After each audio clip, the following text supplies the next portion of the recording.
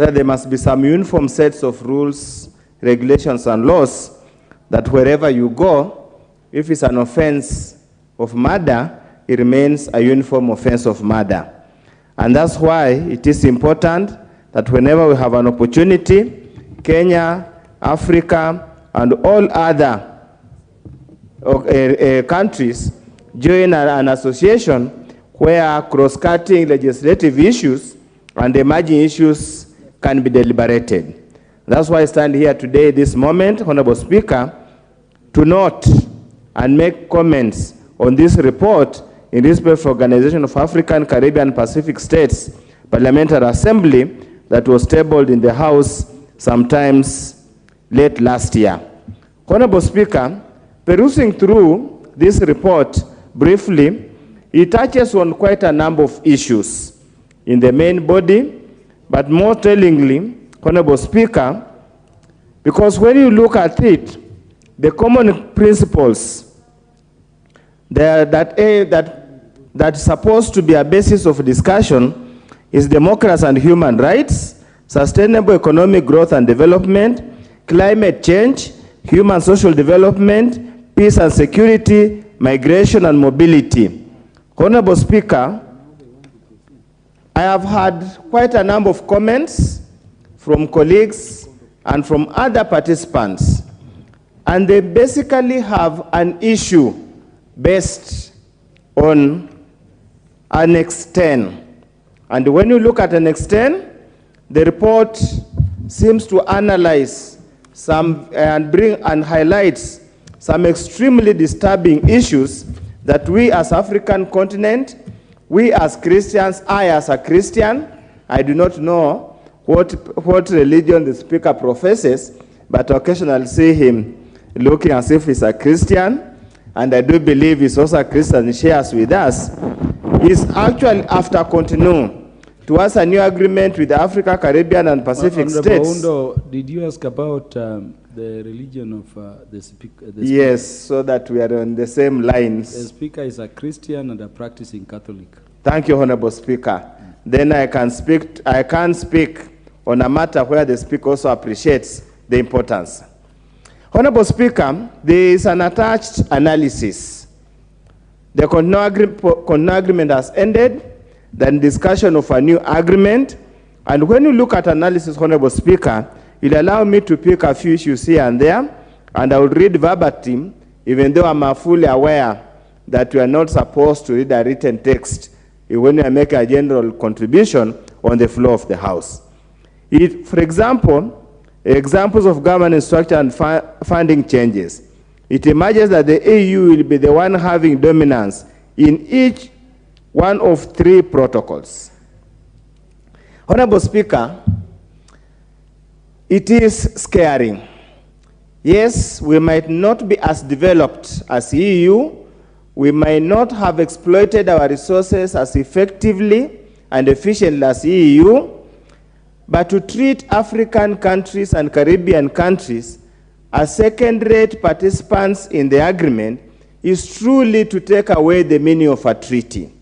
From a very basic understanding, a treaty is a negotiated document that gives each party to the document equal or equitable powers and the authority to make decisions and participate. On that score alone, Honorable Speaker, it would seem this agreement, POSA agreement, is extremely lopsided. Honorable Speaker, again, we stopped being colonized by the Europeans. It is important they allow us to go forward. But Honorable Speaker, in contrast, the pending treaty will mandate compliance with a variety of new alleged human rights that the European Union is pushing, including abortion, controversial, comprehensive sexuality education for young children, and special LGBT rights. Honorable Speaker, that is antithesis. That is unacceptable for Kenya, it's unacceptable for many Africans, and it's unacceptable to men right-thinking people of God. Honorable Speaker, it is important that whoever is charged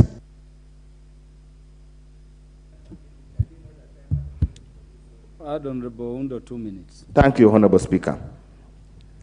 Honorable Speaker, I want to repeat, controversial comprehensive sexual education for young children and special LGBT rights.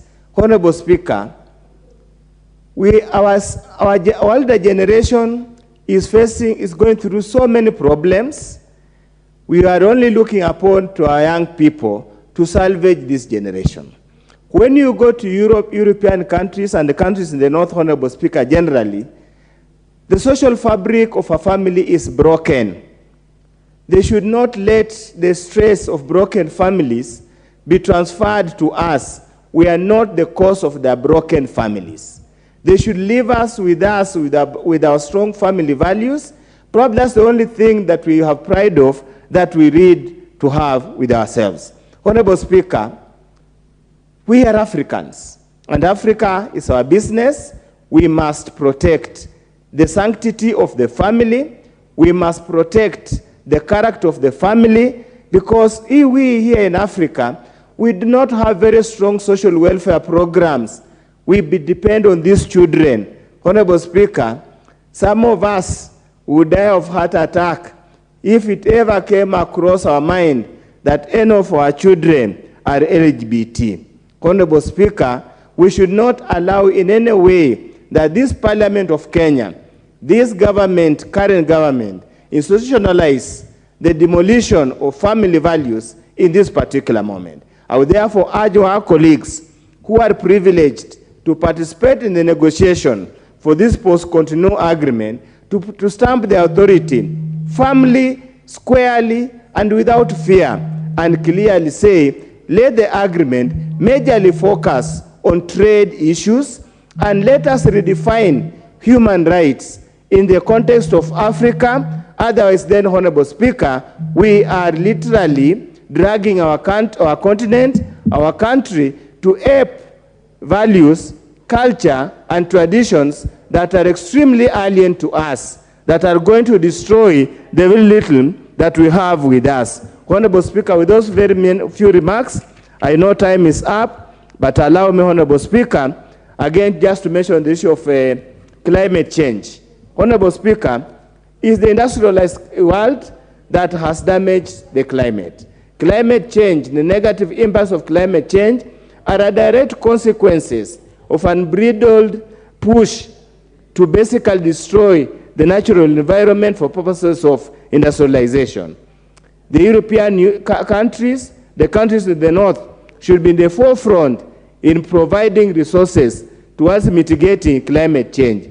Honorable Speaker, yesterday I watched briefly a documentary on Al Jazeera, and they were telling us the window to save the globe, to save the earth, is slowly closing, and that unless the European Union and those industrialized countries are able to address carbon emission, we are likely to destroy this world.